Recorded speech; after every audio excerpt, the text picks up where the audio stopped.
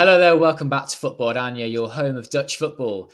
I'm Michael Statham and I'm joined by Eric Wynalda, who many of you may recognise as a former footballer, 106 caps for the United States of America, and who best to get on than to talk about the Netherlands-United States match we've got to preview for you. We're loving all these World Cup things we're doing for you, previews, live streams after the games, and here's another one for you. A preview of the last 16 tie, and Netherlands fans are feeling a little nervous. US fans are feeling, I imagine, quite a bit more confident, aren't they, Eric? Thanks for joining us. Oh, no, it's my pleasure. This is actually a very conflicting day for our family. Wynalda is actually spelled Wijnalda, kind of like Rijkaard or Schneider, and we do have Dutch heritage. My father is no longer alive, but this would have been probably a very interesting day to watch my dad watch a football match because of our heritage. But very proud of the realities of being Dutch. It was one of the things that as a family, Cruyff was a hero to us. Growing up, I always wore number 14, and we always tried to pick the orange teams. So this is a really interesting game. The U.S. playing against a very unlikely and a very good, with a great history, of course, opponent. So it's what the World Cup's all about, really. Games like this. Exactly, it's really exciting, and not often you get to play these kinds of matches. It's great to play teams outside of Europe, and this side of a draw, it does look really interesting going into the future rounds. So that Netherlands will feel as though this is a big test. They need to sit up and take notice of this side. This is a particularly strong side, isn't it, for the United States? Can you tell us how good this is compared to the sides of previous, and a bit more about the style of play? Well, I think when you look at it from the American standpoint, in past World Cups, on paper, this is clearly the best team that we've ever had. And the realities of that, the people that really know football know that the likes of Serginho Dest is not something that really scares Holland. Okay, he does have Dutch heritage, but playing for Barcelona, playing for AC Milan, it looks fantastic on paper. Weston McKennie plays for Juventus.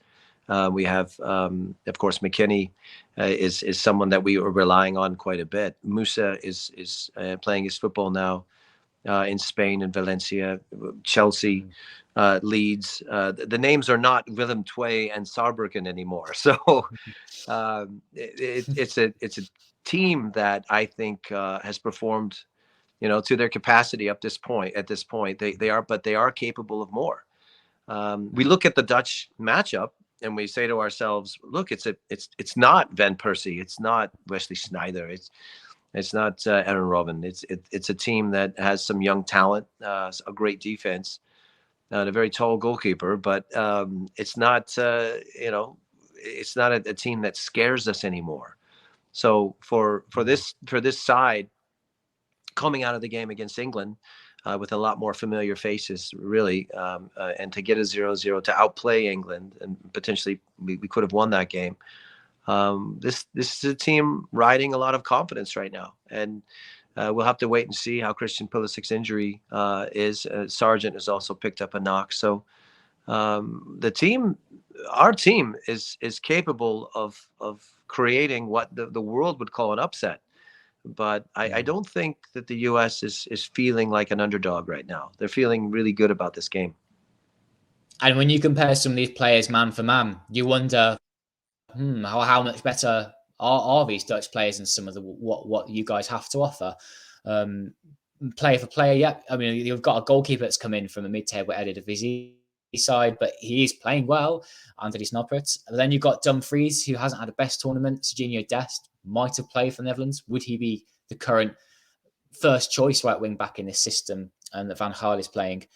Yeah, and that therefore doesn't set this up as like it could be a big upset for the US. It's almost like a level playing field. The Netherlands still do have the edge, I feel, with the likes of Frenkie de Jong in the side. Memphis Depay on his day is one of the finest Netherlands players that they've had. I know people have found that hard to hear, but he's nearly the top record goal scorer. There's a reason for that. He's done really well for his country, if he hasn't, albeit done that well for his club. So the reason why Netherlands fans are feeling quite nervous ahead of this is because of that small quality difference between these two sides, and also 7 points from the group. But it feels a little close to what England did in their group, where they had a couple of decent games, but there was that game in the middle where it was quite stodgy. There was that draw against the US for England, and the Netherlands had the same against Ecuador. The Netherlands against Ecuador, it was not pretty at all. They were barely enable Evans. They couldn't create a chance. They couldn't deal with the energy and the frenetic pace of what the South Americans had to offer. And it makes fans therefore feel very nervous that this energetic United States side could be their undoing. It could be what knocks them out. Really concerning for fans. And you must feel exactly the same way. You must be rubbing hands together thinking, this sounds like exactly something that the United States can offer, and given Evans a really good game. I totally agree with that. I don't think that sorry, the game is just, I'm trying to watch everything and talk to you. I apologize. I'm like I'm sense overload for sure. But look, I think when you reference the Ecuador game, Ecuador did bring a lot of energy, and Holland would only manage 2 shots on goal in that game. That's something that we will take reference to. We can't really count the Qatar game. The Qatar game, there's a terrible opponent. It almost looked like a practice match for Holland, and that actually serves as an advantage for the Americans, because Holland is coming off of a game that was really almost as if it was just a walkthrough, and they didn't have to deal with the talent or pace. Ecuador was a different challenge, and it was very shocking to see the Dutch struggle the way they did with that Ecuador side, especially since Senegal ended up being the team that comes out of that group. But look, I think you also referenced energy. If you watch the way Musa, Adams, and McKennie have played throughout this competition, they really are they're not out muscling any, they're not outsmarting anybody, they're just outworking the midfield. We did it in the first half against Wales. One could say that one of our better games in the midfield was against England, and of course, I mean, the Iranians could not stay with us on any account, and they were just chasing shadows. And that energy is what we will rely on if we want to beat the likes of Holland. I call them Holland. That's what we call them. People don't realize that, that it's the only team in the competition that can go by 3 different names: the Dutch, Holland, or the Netherlands, right? So my dad used to say that represents all 3 of our personalities. But I think that is always going to be a topic. It's just really going to come down to the day. I mean, what the Dutch present and how they feel, how they play. They can be a moody bunch. And if they're on, we're in trouble. If they're having a subpar day, this could be a monumental win for the U.S. I would argue this, though: the U.S. has been criticized for their lack of creating scoring opportunities. However, we've only taken 1 goal in the tournament. It did not come from the run of play. Our goalkeeper is in good form. The back line, we've only made 1 change really, with Carter Vickers coming into the last game, and Zimmerman taking that game off, but being a really big part of the defensive effort at the end. We don't have a forward right now that's in form, but the one, I guess, thing that I would reference is that in this system of play that Berhalter employs, and he's been criticized for this, the forward is irrelevant on our team. He really is there as a defensive pawn setup, does not get a lot of chances. We don't get a lot of goals out of our forwards in this setup. And our results are reflective of that, even going back to the 2 games prior to the World Cup against, ironically, Saudi Arabia and Japan, which have provided 2 of the biggest upsets in this competition. We didn't score, and our forward is not getting a lot of opportunities. We are getting opportunities the way we scored against Iran.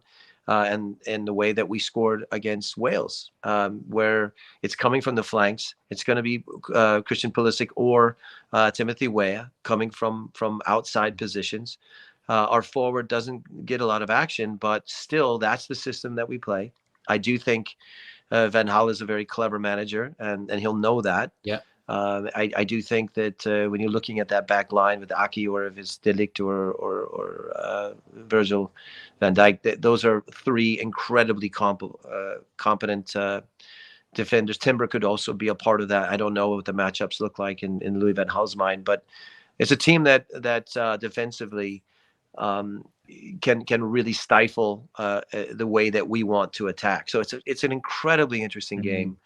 It could be again a monumental day for this U.S. team to progress.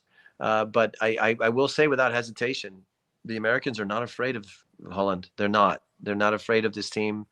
They're very aware of who those guys are, whether it be Memphis Depay or De Jong.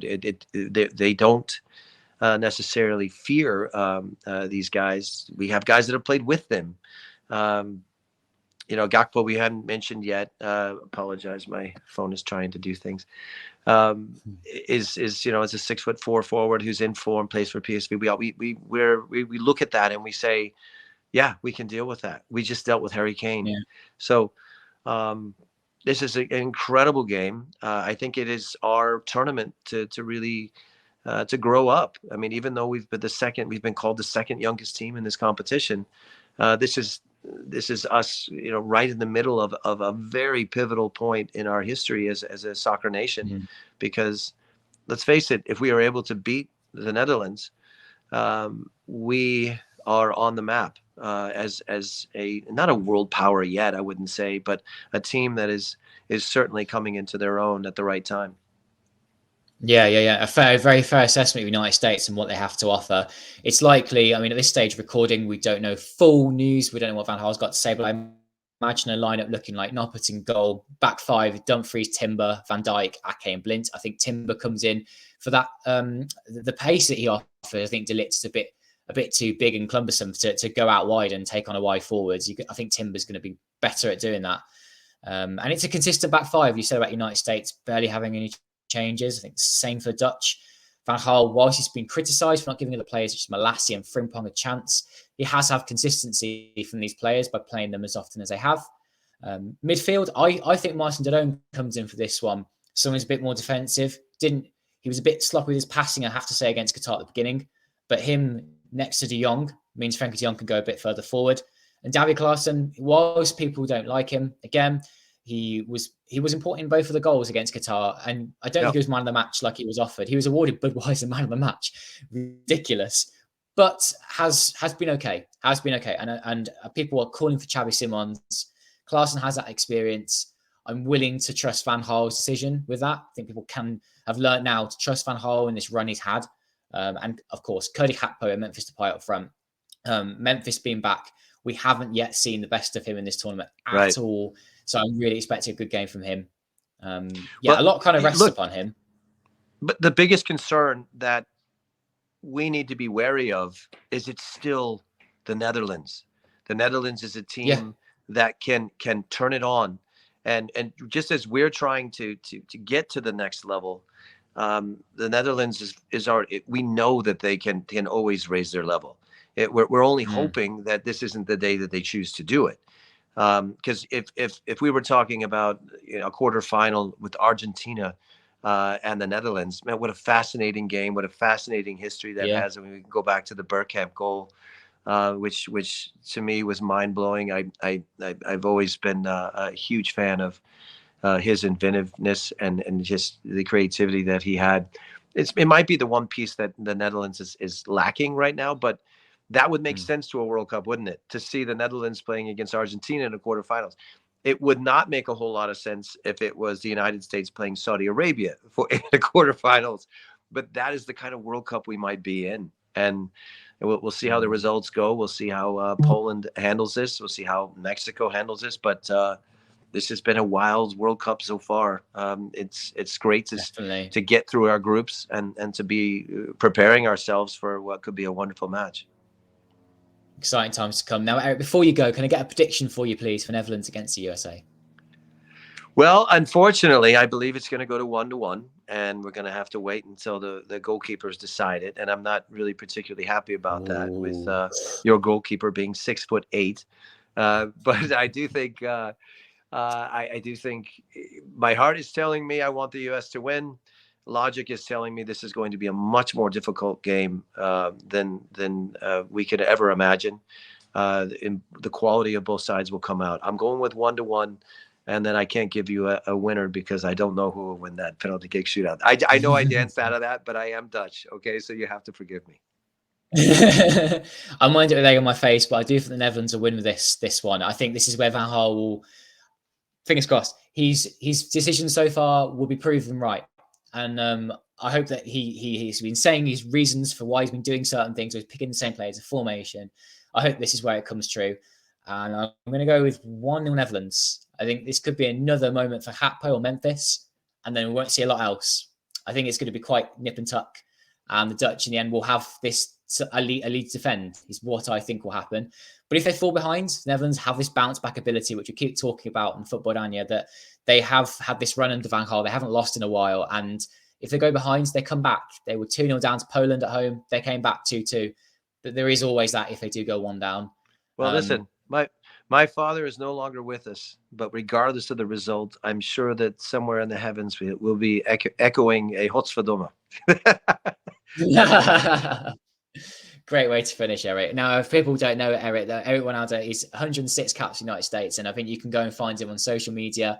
You do plenty of work, don't you, over in the US for several different outlets. I know from SiriusXM, may well end up appearing on your station again very soon ahead of the match. Yeah, what an absolute pleasure. Thank you for joining us, Eric. You bet. My pleasure.